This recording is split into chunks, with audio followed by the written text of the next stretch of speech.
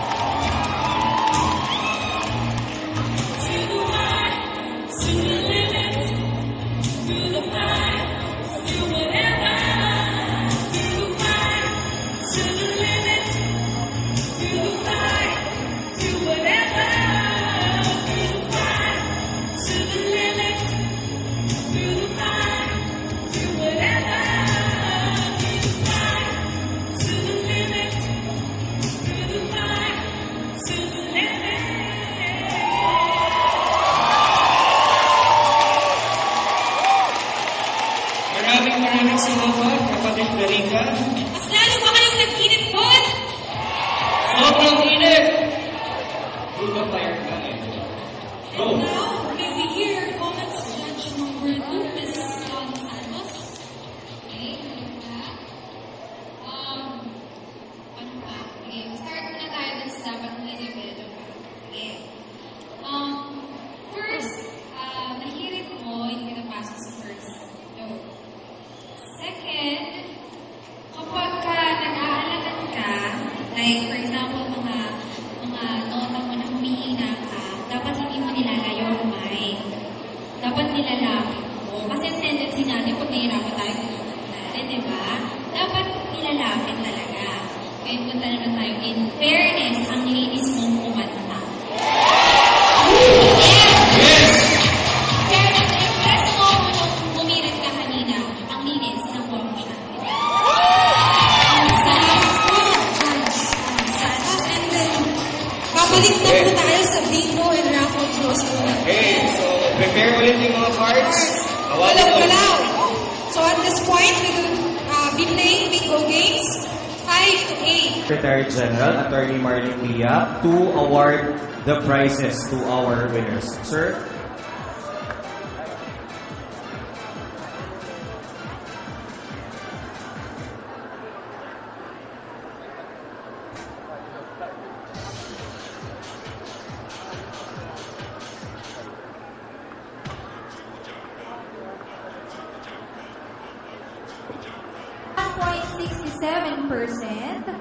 Our third place is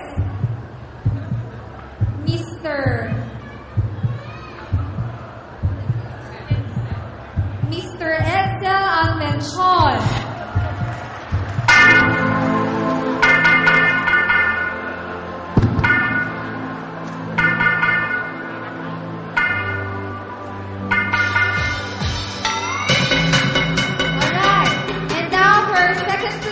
With an average score of 92.33%, we have Miss Myra Tuason.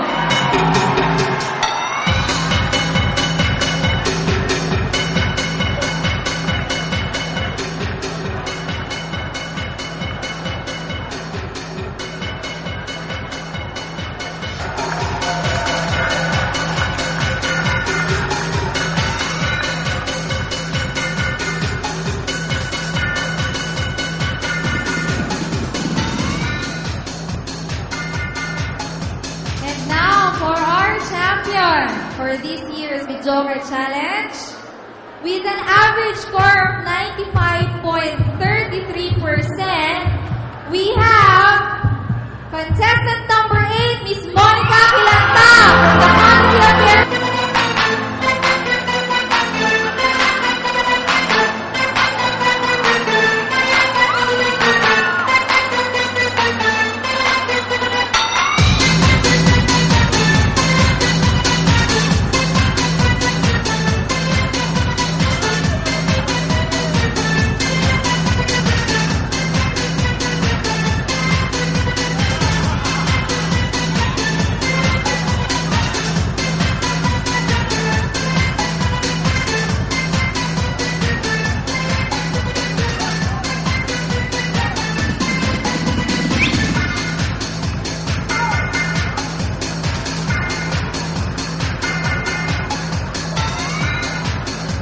Okay, congratulations sa ating mga winners for this year's Videoker Singing Contest.